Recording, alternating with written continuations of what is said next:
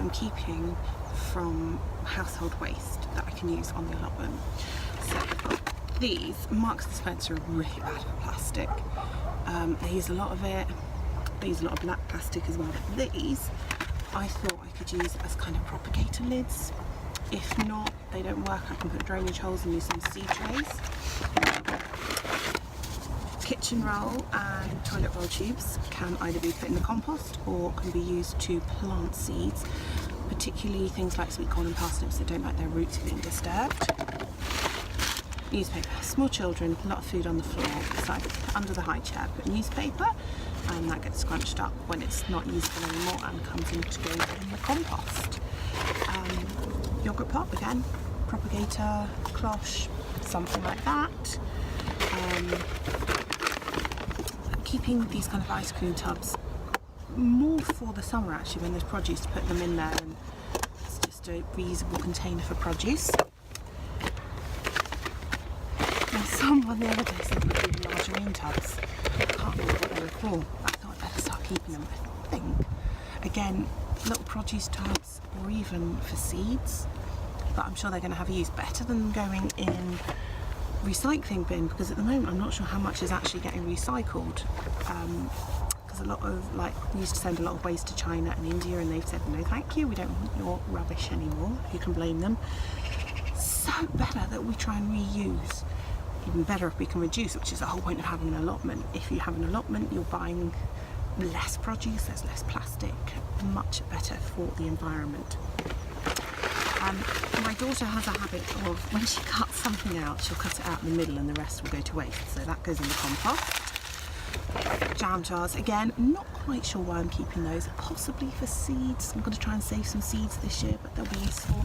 And then in here I've got my kitchen caddy compost. So we've also got a bokashi bin. We've only had it a couple of weeks, but because we go through a lot of vegetable peelings and stuff, I'm keeping this one going as well, and using the bokashi bin for cooked food, bread crust, things that wouldn't normally go in the compost.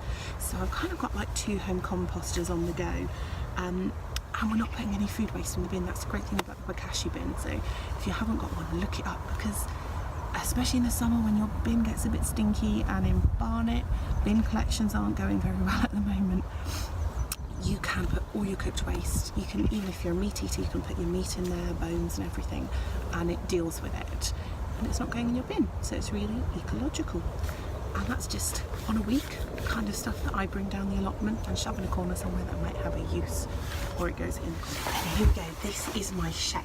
It's an inherited shed. It's pretty old, but it's a shed, and that was the reason I took this plot. It was really overgrown, like grass up to here, but it had a shed, and it's invaluable for storing tools that I've been given. I haven't had to buy any forks or spades or anything. I've been kindly given those by family who have like a spare, and also I'm just saving things that might be useful.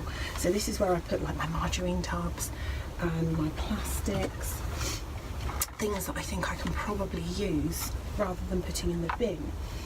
I've also saved lots and lots of pots because they will become very useful in spring when I'm trying to grow things. Note the word trying. Don't know if it will work. I'm not very green fingered, and this is my first growing season. Main thing I'm saving at the moment, I have been saving lots and lots of bottles. I don't drink out of bottles. I refuse to buy plastic bottles.